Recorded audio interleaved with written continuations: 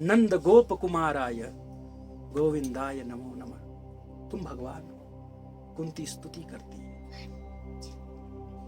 कृष्ण भगवान कहते हैं कि बुआ, ये सच है कि मैं भगवान नहीं हूं, इसमें सच्चाई है, लेकिन फिर भी तुम कहती हो तो वरदान मांगो। मैं भगवान हूं, मान लो मैं भगवान हूं थोड़ी देर के लिए, मुझसे वरदान मांगो। भगवान वरदान देते हैं ना, मुझसे वरदान मांगो।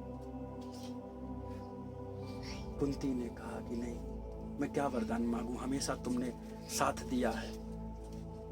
अगर तुम वरदान ही देना चाहते हो तो यही, मैं तुमसे अलग नहीं होना चाहती, तुम मेरे साथ रहो। और तुम हमेशा साथ में रहे हो उस समय जब मैं दुखी रही हूं। कि दुख के पल में गज ने पुकारा, नंगे पांव तू दौड़े आया। दुनिया बिछड़े नहीं परवाह, दुनिया बिछड़े नहीं परवाह, पर शाम ना बिछड़े, कभी भी शाम ना बिछड़े। तुम बिछड़ो मत, मुझे दुख दे दो। और इसलिए दुख मांगा क्योंकि जब भी दुख होगा तो कृष्ण भगवान साथ रहेंगे। तुम्हारा साथ होना जरूरी है। मैं दुखी हूँ, ठीक है, तुम साथ रहो। कि दुख भी मुझे प्यारे हैं, सुख भी मुझे प्यारे हैं, छोड़ूं मैं किसे भगवन, दोनों ही तुम्हारे हैं, दोनों ही तुम्हारे हैं। दुख भी मुझे प्यारे हैं, दुख भी मुझे प्यारे हैं, छोड़ूं मैं किसे भगवन,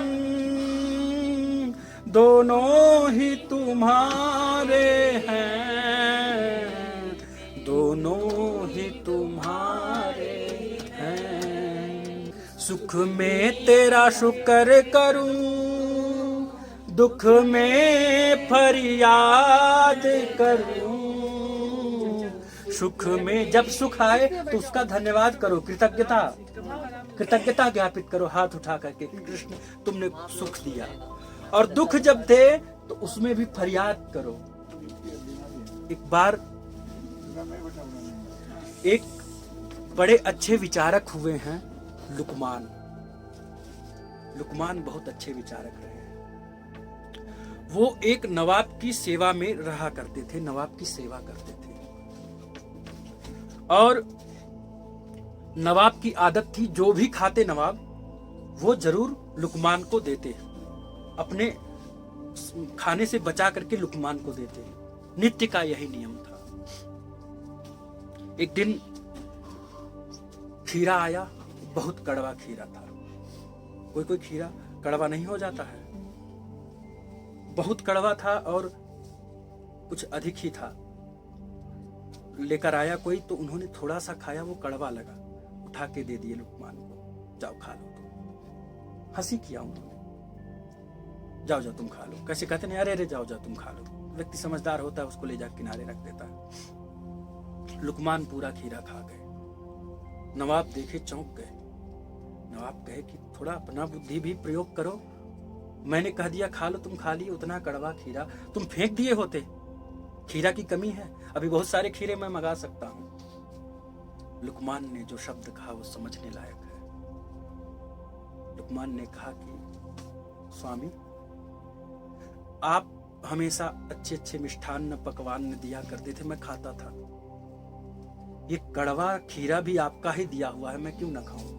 आपने इतना मिष्ठान्न दिया, इतना अच्छा अच्छा खाने को दिया, उन सब सामग्रियों का अपमान हो जाता अगर आज मैं इसे फेंक देता। ये भी तो आपका ही दिया हुआ है। वो मीठा मधुर आपका दिया हुआ है, तो ये कड़वा किसका दिया हुआ है? आपका ही दिया हुआ है। मीठा मधुर मैं स्वीकार करूं तो कड़वा क्यों नहीं करूंगा मैं?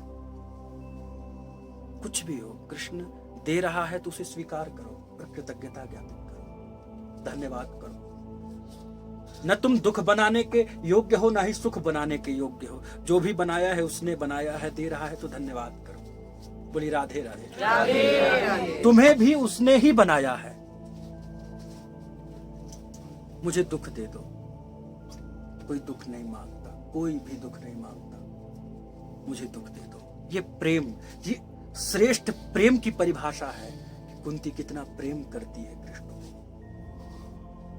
मैं दुखी रह लूंगी, मुझे स्वीकार है दुखी रह लूंगी, आज तक तुम मेरे दुख में साथ रहे हो, और जो भी दुखी रहा है सबके साथ रहे हो। मैं सुखी होंगी, तुम दूर चले जाओगे, तुम दूर मत जाओ, मैं दुखी रह लूं। कृष्ण की आंखों से आंसू आ गया। नहीं नहीं बुआ, अभी तक आपने सुख कब पाया? बाल्यकाल से ही ऋषि के यहाँ पालन पोषण हुआ आपका। एक राजकुमारी ऋषि के यहाँ पालन पोषण, ऋषि के यहाँ रहना, गुरु के यहाँ रहना बड़ा कठिन होता है। हम लोग गुरुकुल पद्धति से रहे हैं, आपको पूरी जानकारी है गुरु के यहाँ कैसे रहा जाता है, कितना कड़वा खाने को मिलता है। ये सच है, कभी गुरुजी हमारे वृंदावन वाले नीम का सब्जी बना करके खिलाए थे और हम लोग खाए थे। सब कुछ स्वीकार करना होता है, ऐसे ही नहीं परिपक्व होते हैं गुरुकुल में पढ़ने वाले विद्यार्थी। तो गुरु के यहाँ रह करके कुंती रही हैं तो जरूर उन्होंने पूरे संघर्ष को झेला है। राजकुमारी की तरह जीवन नहीं जिया है उन्होंने, राजकुमारी है लेकिन वैसा जीवन नहीं पाई है। उसके बाद विवाह हुआ, पति पांडु रोगी, पीलिया का मरीज, ऊपर से शाप लगा है कि पत्नी का सुख उन्हें प्राप्त नहीं हुआ। अल्पायु में स्त्री सब कुछ स्वीकार करती है, गरीबी अमीरी जो भी हो सब सहर्ष स्वीकार करती है, वैधव्य जीवन नहीं। जब वैधव्य प्राप्त होता है, वैधव्य जीवन को वो लगता है कि नित्य विषपान कर रही है। स्त्री के जीवन में सबसे बड़ा दुख ये होता है।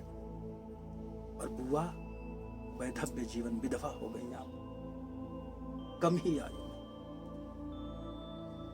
इसके उपरांत आपने सुख कब पाया? आपके नन्हे नन्हे छोटे छोटे बच्चों को मारने का नित्य षड्यंत्र किया जा रहा था, आप सुख कब पाई? उसके बाद भी आज स्थिति ऐसी थी, महाभारत जैसे युद्ध में अन्यायपूर्वक अनीतिपूर्वक आपके बच्चों को जीत लिया जाता, लेकिन आपका धर्म, आपने कभी अन्याय नहीं सिखाया अपने बच्चों को, कभी भी नहीं कहा कि तुम छल करो किसी के साथ, अच्छा ज्ञान दिया, वन मन भटकी हो। बताइए, अभी किसी पहाड़ पे आपको ले जा करके रख दिया जाए, यहाँ सबकी भी यात्राएं, मौसम ग्राम में लोग बताते हैं ना, पांडवों ने वहां पर अभिषेक किया था। अब बताइए कैसे वनवास की यात्रा? आप लोग आए होंगे तो यहाँ घर वर इतने नहीं थे, वन ही था। ऐसे जगह पे जा करके आपको रहने को कह दिया जाए जहां पर विषैले जीव हैं, कीट पतंग हैं, विषैले सर्प आदि हों, और भी जंगली पशु हैं, भय है कि नहीं? वो स्त्री रात्रि में शयन करती है, उसको भरोसा नहीं है मेरे 5 बच्चे सुबह मिलेंगे कि नहीं। कम दुख सहा है कुंती ने। कल का उसे पता ही नहीं कि भूखी रहूंगी या खाने को मिलेगा, लेकिन फिर भी जगह जगह जाकर के उन्होंने धर्म का स्थापना किया है। कहीं शिव जी का मंदिर बनाए हैं, कहीं पूजा किए हैं, हमेशा धर्म कर्म किया है उन्होंने। बुआ इसी का देन है कि आज तुम्हारे पुत्र विजेता बन करके बैठे हैं। शल्य आदि बड़े बड़े महारथियों को ऐसे ही कुचल डाला है आपके वीर पुत्रों ने, केवल आपके त्याग का परिणाम है। बुआ अब दुख मत मांगो, तुम जब पुकारोगी मैं दौड़े चला आऊंगा, दुख मत मांगो, अब तुम्हें मैं दुख नहीं दे सकता। लेकिन ये होता है, तुम साथ रहो, मैं दुखी रह लूंगा, मैं दुखी रह लूंगा। बोलिए राधे राधे राधे राधे। अब इसके बाद युधिष्ठिर जी से कहते हैं कि अगर आप भी भगवान मांगते हो तो आप भी कुछ वरदान मांगिए। युधिष्ठिर जी ने कहा ठीक है, अब कहते हो तो मांग ही लेता हूँ कि मेरा धर्म कर्म अच्छे से चलता रहे, मैं प्रजा का पालन अच्छे से कर पाऊं। भगवान कहे ठीक है, राधे राधे, धन्यवाद, तथास्तु।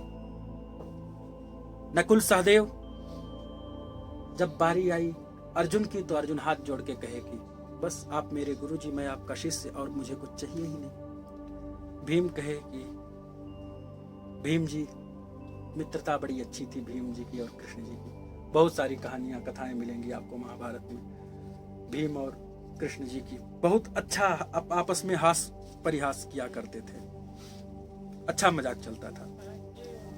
भीम ने कहा कि मुझे अच्छे से खाने को मिले, खूब पेट भर के, और सोऊं मैं, बीच में कोई परेशान ना करे। ठीक है आप अच्छे से शयन करें, आज अच्छे से खाने पीने को मिलेगा, अब तो आप लोग राजा हो गए हैं, अब कोई दिक्कत नहीं, अब तक था समस्या अब नहीं है। और क्योंकि इनके साथ हमेशा खाने वाली समस्या रही है, खाने का मन भी बहुत ले लेता है। एक भोजन जो बनता था 4 भाग किया जाए तो 3 भाग अकेले भीम जी खाते थे और 1 भाग जो बचता था इसमें पूरा परिवार खाता था। ऐसी स्थिति थी इनकी। नकुल सहदेव से पूछे तो नकुल सहदेव कहे बस भैया की आज्ञा का पालन कर पाऊं। उनकी बहन सुभद्रा, उनकी बारी आई, हाथ जोड़ करके और रोते हुए आंखों में आंसू लेकर के आई कृष्ण भगवान की बहन। कृष्ण भगवान ने कहा बहन मांगो, क्या चाहिए तुमको, मांग लो, आज स्वराज्य, वैराज्य, पारमेष्ठ, आधिपत्य, मैं कुछ भी दूंगा तुम्हें, तुम मांग लो। रोते रोते क्या कहा सुभद्रा ने, भैया तुम्हारे चरणों में मेरा प्रेम बना रहे, मैं तुम्हारी भक्ति कर पाऊं, नित्य तुम्हें ही याद कर पाऊं, ऐसा आशीर्वाद दो मुझे, और कुछ नहीं चाहिए। कृष्ण भगवान अचंभित हो गए, गर्व से सीना चौड़ा हो गया, आंखों में आंसू आ गया और चेहरे पे मुस्कुराहट।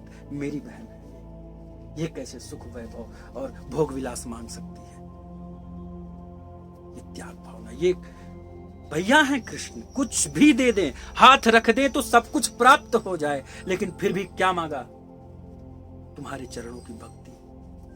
तुम बार बार कहते हो कि कृष्ण कृष्ण पुकारते हो,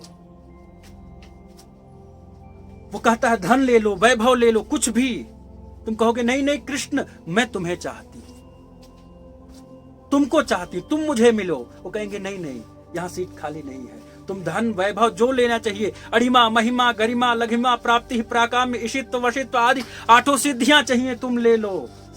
फिर भी भक्त कहे नहीं नहीं मुझे तुम चाहिए, मुझे तुम चाहिए, न ज्यादा न कम चाहिए, मुझे तुम चाहिए। बार बार कहने पे सबसे महंगी है उसकी भक्ति, तब वो भक्ति देता है, तब वो स्वीकार करता है। बहुत कठिन है भक्ति, भक्ति कठिन है लेकिन भक्त सरल हो जाता है। भक्ति का यही परिणाम है कि भक्त सरल हो जाता है, एकदम सरल हृदय उसका सरल, संत हृदय नवनीत समाना, मक्खन की तरह उसका हृदय हो जाए। मेरी बातें स्पष्ट हो रही हैं? अब कुंती की बात, सुभद्रा को आशीर्वाद दे करके भगवान श्री कृष्ण जा रहे होते हैं। उसी समय जैसे रथ पे हाथ रखते हैं, आप लोग देखते होंगे गीता प्रेस के पुस्तकों में प्रायः बना रहता है कि भगवान श्री कृष्ण एक हाथ से रथ को पकड़े हुए हैं, एक पांव रथ पर रखे हुए हैं, एक पांव नीचे है और हाथ ऐसे उठाए हुए हैं। ये मुद्रा होता है सर्वधर्मान परित्यज्य मामेकम शरणम व्रज। तुम पुत्र पौत्र बंधु बांधव स्वजन संबंधी रूपी कोई भी धर्म का पालन कर रहे हो, तुम एक राज धर्म हो, दान धर्म हो, कोई धर्म का तुम पालन कर रहे हो, यदि समस्त धर्मों को छोड़ करके तुम मेरे चरण में आते हो, मेरे शरण में आओ, तो फिर तुमको कोई कष्ट नहीं, सब कुछ छोड़ करके मेरे पास आ जाओ, तुम्हारी नैया मैं पार लगा दूंगा। बोलिए राधे राधे राधे राधे।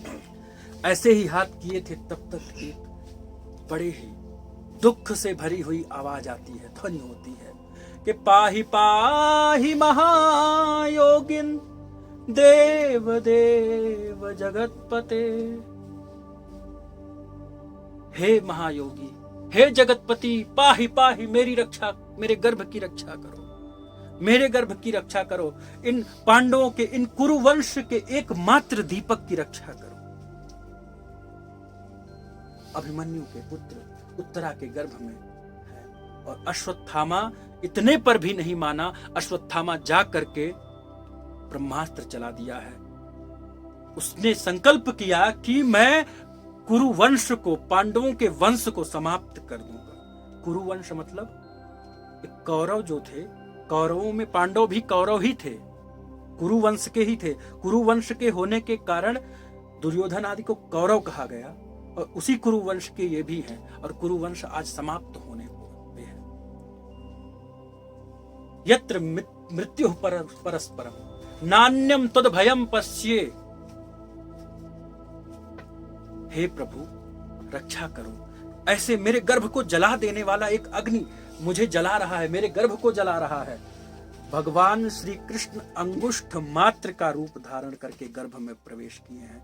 ये बड़े आश्चर्य की बात है कि भगवान का परम भक्त परीक्षित माँ के गर्भ में, उत्तरा के गर्भ में है और भगवान भी प्रवेश करते हैं। भक्त और भगवान दोनों किसी स्त्री के गर्भ में एक साथ प्रवेश किए हैं तो वह है उत्तरा। ऐसी विलक्षण नारी ऐसा और कोई है नहीं। उनके पति अभिमन्यु वीर पुरुष है, वीर की पत्नी है, वो वीरांगना है। उत्तरा के गर्भ में अंगुष्ठ मात्र का रूप धारण करके भगवान श्री कृष्ण जाकर के गदा घुमाते हैं। हाथ में गदा धारण करते हैं ना विष्णु जी, चतुर्भुज रूप में उत्पन्न होकर के गदा घुमाते हैं। उस गदा के सामने ब्रह्मास्त्र आता है। ब्रह्मा जी हाथ जोड़ करके खड़े होते हैं, प्रणाम करते हैं और प्रणाम करके परिक्रमा करते हैं और चले जाते हैं। बोलिए राधे राधे राधे राधे। उनके प्राणों की रक्षा किए परीक्षित जी के। माता कुंती ने स्तुति किया, सभी ने बहुत बहुत धन्यवाद किया। भगवान श्री कृष्ण जाने लगते हैं तो उसी समय पांडवों ने रोका। हाथ जोड़ करके माता कुंती ने कहा कि अब सायंकाल होने वाला है, आप कहाँ जा रहे हैं, चलिए विश्राम करिए, फिर कभी जाइएगा। अब भगवान श्री कृष्ण को शिविर में ले जा करके भोजन आदि सब लोग करते हैं, विश्राम करते हैं। रात्रि में स्थिति ऐसी होती है, भगवान श्री कृष्ण का नेत्र बंद है, आंखों से आंसू निकल रहे हैं, रो रहे हैं बिलख बिलख करके। अर्जुन की दृष्टि पड़ती है, प्रभु क्यों रो रहे हैं, क्या कारण है रोने का, आपके नेत्रों से आंसू। भगवान श्री कृष्ण कहते हैं कि मैं उनके याद में रो रहा हूं जिनके आंखों से आज तक आंसू रुका ही नहीं मेरे लिए। वो ब्रज की गोपियां, वो नंद भवन में रहने वाली मेरी मैया, मेरी माँ, बाबा, इन सबको याद करके मैं रोता हूं। कृष्ण भी उतना ही रोता है जितना भक्त उसके लिए रोता है। कन्हैया कम नहीं रोए हैं गोपियों के लिए, है ना, कि तुम्हें क्या लगता है मुझे वेदना नहीं होती, मुझे दर्द नहीं होता, बहुत होता है, लेकिन मैं जहां हूं वहां से अपना दर्द किसी को दिखाया नहीं जाता। मेरा दर्द मैं किसी को दिखा नहीं सकता हूं, मैं ऐसी जगह। राधा रोती हैं तो आसपास गोपियां बैठ करके साथ में बिलख बिलख के रोती हैं। एक दिन तो राधा रानी की स्थिति ऐसी हुई, हा कृष्ण हा मोहनेति, मोहन मोहन करके रो रही हैं। उसी समय पता नहीं क्या मनस्थिति बदलती है, पूछती है कोयम कृष्ण, अरे सखी बताओ ना ये कृष्ण है कौन जिसका नाम ले लेकर के सब लोग रो रहे हैं। गोपियां अब तक तो समझाती थी कि सखी धैर्य रखो, आएंगे, आ ही जाएंगे। उन्होंने कहा है कि परसों आऊंगा, परसों आऊंगा, आ ही जाएंगे। अब तक तो उन्हें पता था कि कृष्ण के लिए रो रही हूं। राधा रानी भूल ही गई मैं किसके लिए रो रही हूं। पार जाने की चिंता नहीं है मुझे, दूर रह कर के तुझ में समा लूंगी मैं, पास आने की कोशिश करूंगी नहीं, पास आने की कोशिश करूंगी नहीं, दूर रह कर के तुझको रिझा लूंगी मैं, पास आने की कोशिश करूंगी नहीं। मैं सदा रो रही हूँ तेरी याद में, मैं सदा रो रही हूँ तेरी याद में, अश्क मोती बने हैं तेरे प्यार में। वो जो आंसू हैं तुम्हारे, अगर वो कृष्ण के लिए निकल गए ना तो वो मोती हैं, और पक्का है वो आंसू मोती है। से संसार के लिए तुम मोतियां गिराओगे ना तो वो पानी ही है उसके लिए। कोई तुम्हारे आंसुओं का मोल समझ ही नहीं सकता है। तुम्हारे आंसुओं का मोल अगर कोई समझ सकता है तो वो कृष्ण है। मैं सदा रो रही हूं तेरी याद में, मैं सदा रो रही हूं तेरी याद में, अश्क मोती बने हैं तेरे प्यार में, अश्क मोती बने हैं तेरे प्यार में, दूरी तेरी न सह पाऊंगी मैं, दूरी तेरी नहीं सह पाऊंगी मैं, दूर रह कर के तुझको बुला लूंगी मैं, पार जाने की चिंता नहीं है मुझे, डूब करके ही तुझ में समा लूंगी मैं, डूब करके ही तुझ में समा लूंगी मैं। तुम बुद्धि लगाओगे यदि तैर करके पार करने का तो कदाचित तुम डूब जाओगे, तुम पार हो ही नहीं पाओगे। जब तुम डूब जाओगे तो ही पार हो पाओगे। बोलिए राधे राधे राधे राधे। गोपियां रोती हैं, कृष्ण भी। ये यथा माम प्रपद्यन्ते तांस तथैव भजाम्यहम्। तुम जिस स्तर पे मुझे याद करते हो वैसे ही बैठ करके मैं तुम्हें याद करता हूं। ऊपरी मन से तुम कहते हो जय श्री कृष्ण जय श्री कृष्ण, तो तुमको भी मैं अंतर मन से नहीं याद करूंगा। तुम जो करते हो वही का परिणाम तुम्हें मैं दूंगा। तुम अगर प्रेम से मुझे याद कर रहे हो तो पक्का है मैं तुमसे प्रेम करूंगा। हाँ, तुम जितना प्रेम करोगे उससे बहुत अधिक गुना मैं प्रेम दे पाने में सक्षम हूं तुमको, लेकिन तुम्हारा प्रेम सच्चा होना चाहिए, तुम्हारा प्रेम सच्चा होना चाहिए। कृष्ण रोता है गोपियों के लिए। सब लोग विश्राम करने लग जाते हैं। कृष्ण रात्रि में फिर उठ करके भ्रमण करता है, जा करके देखता है कि युधिष्ठिर अपने कक्ष में दीपक जला करके बैठ करके बिलख बिलख के रो रहे हैं, आंखों से आंसू,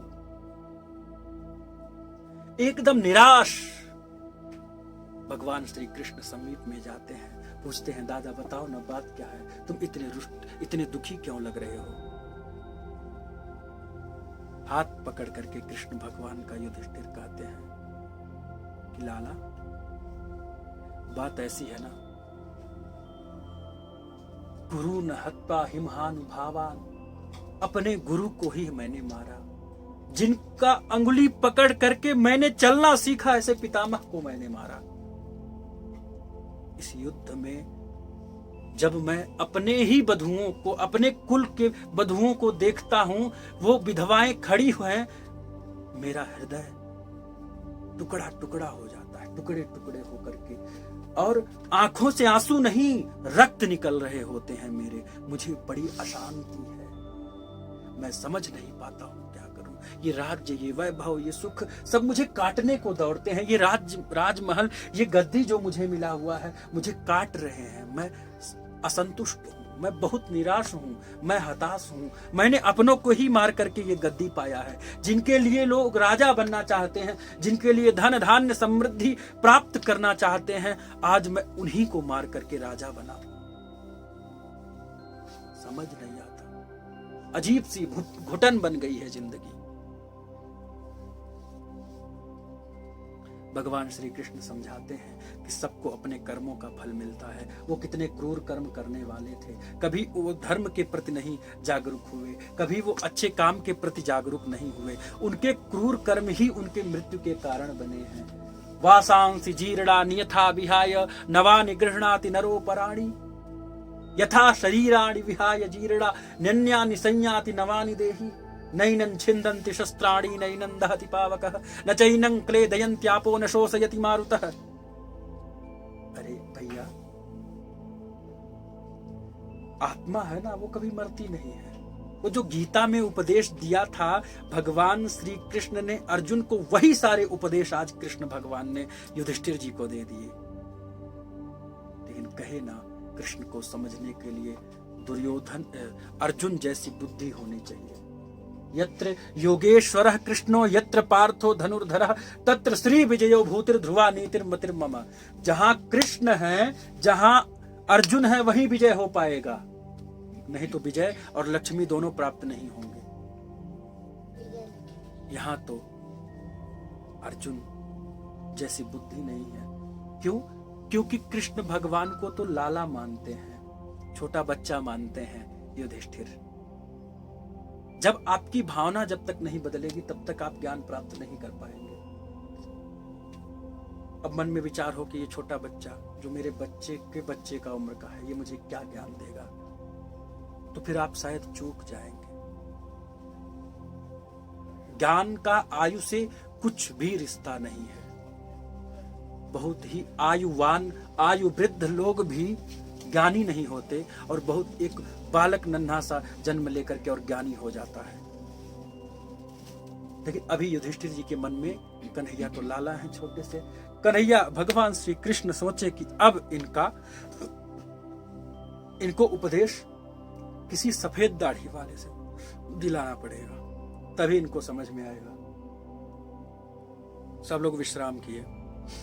प्रातः काल सब लोग उठे। भगवान श्री कृष्ण ने कहा कि चलो आज कुरुक्षेत्र भूमि में किससे मिलने चलना है?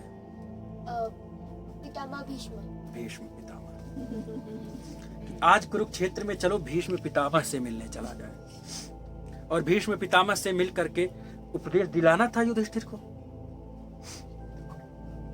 सब लोग गए हैं। युधिष्ठिर जी प्रणाम कर, कुंती प्रणाम करती हैं कि पितामह प्रणाम, मैं कुंती आपको प्रणाम करती हूं। पितामह प्रणाम, मैं युधिष्ठिर आपको प्रणाम करती हूं, करता हूं। हाँ नहीं, उन्हें इच्छा मृत्यु का वरदान, इच्छा मृत्यु उनके पिता के द्वारा। जब तुम्हारी अभिलाषा होगी तभी तुम मरोगे, नहीं तो मरोगे नहीं। जन्म और मृत्यु पर किसी का अधिकार नहीं होता, उनका अधिकार था मृत्यु पर था, जन्म पे नहीं। मैं युधिष्ठिर प्रणाम करता हूं। भीम, नकुल, सहदेव, अर्जुन सब प्रणाम करते हैं भीष्म पितामह को। बाणों की शैया पर लेटे हुए हैं भीष्म पितामह। अर्जुन प्रणाम करते हैं भीष्म पितामह को। प्यास लगी हुई थी, बाण चला करके जल पिलाया है उन्होंने धरती को छिद्र करके, क्योंकि वहां कोई व्यवस्था तो थी नहीं। अर्जुन समीप में आओ, ये बताओ तुम लोग को यहां लाया कौन है? क्योंकि मुझे नहीं लगता कि तुम लोग सत्ता पाने के बाद यहां आते मेरे पास कुरुक्षेत्र में। तुम लोग को लाने वाला कौन है? तब उन्होंने कहा कि द्वारकाधीश लाने वाले हैं। क्या वो आए हुए हैं? तो अर्जुन ने कहा हाँ आए हुए हैं। कहाँ हैं बताओ तो सही। तो उधर एक वृक्ष था, वृक्ष के आड़ में खड़े हैं श्री कृष्ण जी, और मंद मंद हवाओं के, पवन के वेग से उनका पीतांबर उड़ रहा है। उस पीतांबर का दर्शन करके भीष्म पितामह का मन गदगद हुआ। भीष्म पितामह ने कहा कि बुलाओ उनको, समीप बुलाओ, थोड़ा सा आ जाओ कान्हा, समीप में आ जाओ। कृष्ण आते हैं, थोड़ा और पास आओ ना। कृष्ण का वह अद्भुत चंचल चलायमान नेत्र, कटाक्ष करती कटीली भौहें, वो कांतिमयी आभा जो सभी के मन को खींच ले, ऐसा कृष्ण का स्वरूप देख करके मन आनंदित हो गया। उन्होंने कहा कि अर्जुन पहचानते हो इनको, ये कौन है? अर्जुन कहे हाँ हाँ पितामह, ये द्वारकाधीश है। कहे नहीं पहचान सके तो ये जो एकमात्र शाश्वत सत्ता है, जिसकी सत्ता कभी समाप्त नहीं होती।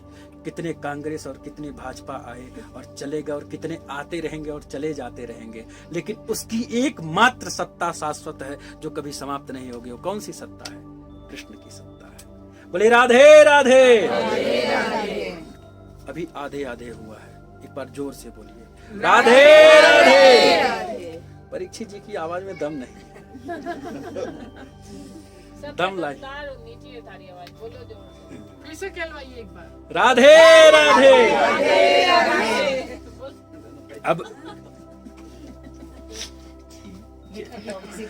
अब क्या हुआ? बेटा भी ऑपोजिट है। अब क्या हुआ कि उन्होंने कहा कि पहचानो इन्हें, ये तो परम तत्व यही है। भगवान श्री कृष्ण प्रणाम किए हैं, भगवान श्री कृष्ण प्रणाम किए हैं पितामह को, और पितामह से हाथ जोड़ करके कहें कि पितामह इन लोगों को ज्ञान दो, इन लोगों को ज्ञान दो, कुछ उपदेश करो। हाथ जोड़ करके युधिष्ठिर खड़े हैं और भीष्म पितामह उपदेश देते हैं कि दान धर्मान राज धर्मान। दान धर्म का के जीवन में दान का बहुत बड़ा महत्व है। कुछ ऐसे जीवन को जीने वाले लोग हैं कि धन ही कमाने में पूरा जीवन व्यतीत हो जाता है, धन का सदुपयोग करने का अवसर नहीं मिलता। तब ये नियम है कि ऐसे जगह पर दान करो जहां गुरुकुल चल रहा हो, ऐसे जगह पर दान करो जहां वृद्ध लोगों की सेवा हो रही हो, ऐसे जगह पे दान करो जहां गौ सेवा हो रहा हो, ऐसे जगह पर दान करो जहां पर राष्ट्र के उन्नति का, समाज के उन्नति का, शिक्षा का, चिकित्सा का, धर्म का उन्नति किया जा रहा हो, सेवा किया जा रहा हो। ऐसे जगह पे दान दो, उस दान का तुम्हारे सदुपयोग होगा। उस गुरुकुल में अथवा किसी गुरु के समीप में जाकर के कुछ ऐसे सामग्रियों की व्यवस्था कर दो जो गुरुकुल में पढ़ रहे विद्यार्थियों को, वो चाहे जो जैसा गुरुकुल हो सकता है, उनकी सुविधा, उनकी सेवा हो सके। बहुत सारे विद्यार्थी हैं जिनको अच्छा पुस्तक तक का अवसर नहीं मिल पाता। एक घटना बता रहा हूं आपको, बाल्यकाल की बात है मेरे। मैं गुरुकुल में अध्ययन कर रहा था। एक पुस्तक आता है याज्ञवल्क्य शिक्षा। बहुत दिन हो गया था, घर वाले पहुंच नहीं पाए थे हमारे पास, लगभग 1 वर्ष। और वो याज्ञवल्क्य शिक्षा खरीदने के लिए मेरे पास पैसा नहीं था। 23 रुपए, वो 23 रुपए में पुस्तक आता था। तो हम क्या करते थे, रात में जाते थे, जो दूसरे पुस्तक है उसके पुस्तक से लिख करके लाते थे और रात में याद करते थे। अच्छा, उसी का परीक्षा होने वाला था, वो नया नया हम लोग के कोर्स में जोड़ा गया था, तो उसके लिए बड़ी मार खानी पड़ती थी। तो उस समय उस 23 रुपए का, बहुत दिन बाद 23 रुपए हुए थे, तब हम पुस्तक खरीदे थे। बहुत दिन तक हम उसी से काम चलाए थे। बात यह नहीं है कि वहां सुविधाएं नहीं हो पाती, बात यह है कि वहां के विद्यार्थियों को सुविधाओं से वंचित रखा जाता है। माता पिता धन देना भी चाहें तो गुरुकुल वाले स्वीकार नहीं करते हैं। बस वही धन स्वीकार करेंगे जिससे उनके शिक्षा का, चिकित्सा का प्रबंध हो पावे, उनके अन्न वस्त्र का प्रबंध हो पावे। ऐसी स्थितियां गुरुकुल में रहने वाले लोगों की सेवा में, गौ सेवा, गुरु सेवा, बहुत सारी सेवाएं हैं। दान धर्म का बहुत अद्भुत उन्होंने प्रकरण बताया कि श्रद्धया देयम अश्रद्धया देयम। दान में कभी कभी तुम्हें टाइम नहीं है, बहुत भाव भक्ति से नहीं दे पा रहे हो, तो भी तुम दोगे तो उतना ही फल मिलना है। और दानम भोगो नशस्तिस्रो गतयो भवन्ति वित्तस्य यो न ददाते न भुंक्ते तस्य तृतीया गतिर भवति। दान, भोग, नाश, धन की 3 गतियां बताई गई हैं। कौन कौन सी? दान, भोग, नाश। भोग करोगे, सारी सुख सुविधाओं को बढ़ाओगे, इसमें धन खर्च होता है। या तो दान करके सदुपयोग में धर्मार्थ लगाते हो, और एक नाश हो जाता है। तुम ये दोनों काम नहीं किए तो उस धन का नाश ही होना है, शेष और कोई काम नहीं। बहुत ऐसे कार्यों में खर्च हो जाएगा जिसका कोई प्रयोजन ही नहीं है, बस ऐसे लगता चला जाएगा। तो धन की 3 गतियां बताई गई हैं। तीसरो गतयो भवन्ति वित्तस्य, और चौथी कोई गति नहीं है। जो दान भी नहीं देता, जो भोग भी नहीं करता, उसका नाश हो जाता उसके धन का। इसलिए कुछ न कुछ भोग उतना ही करो जो तुम्हारे रोग को न बढ़ावे, तो भोग भी अति नहीं करना है। ऐसे क्रियाओं से जुड़ करके दान धर्मान, राज धर्मान, राजा को कैसे रहना चाहिए, और पुत्रों की, अपने पुत्रों की तरह प्रजा का पालन करो, सुख दुख को समझो, उनके एक उचित कर लगा करके फिर उनकी सेवा करो। कर मतलब, कर कैसे लिया जाता है जानते हैं? जैसे सूर्य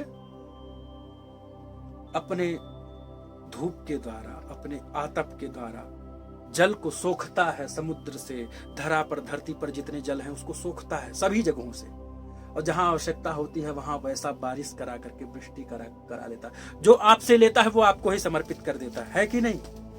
कर ऐसे ही होता है। आप जो टैक्स जमा करते हैं, राजा का नियम है कि धर्म है, ऐसे ले पता भी न चले, थोड़ा थोड़ा ले, आपको पता न चले कि मुझसे टैक्स लिया जा रहा है। इतना न टैक्स लगा दिया जाए कि 1 रुपए के सामान पे 10 रुपए का टैक्स। ये तो अन्याय, अनीति है। ये थोड़ा थोड़ा कई जगहों से लेकर के, और जहां आवश्यकता हो शिक्षा विभाग, चिकित्सा विभाग और मार्ग की सुविधाएं कर दें, आपके अध्ययन की सुविधाएं कर दें। कई चीजें हैं ना। राजा कौन अच्छा है? जिसके यहाँ शिक्षा चिकित्सा उत्तम रूप से सुलभ प्राप्त हो पावे। यहाँ शिक्षा और चिकित्सा से बड़ा कोई व्यापार ही नहीं है। आज सबसे बड़ा व्यापार शिक्षा और चिकित्सा बन गया है। राजतंत्र को एकदम ध्वस्त कर दिया है इन्होंने। राजधर्म का पालन नहीं हो रहा है, यहाँ पर कहीं नहीं हो रहा। भ्रष्ट आचार विचार जिसके हैं, बस कैसे भी करके जनता से लूट लो और उसको अपने पास में रख लो, उनकी सेवा में मत लगाओ। ऐसी ही दुविधा। ये राजधर्म नहीं है, ये तो राजद्रोह है।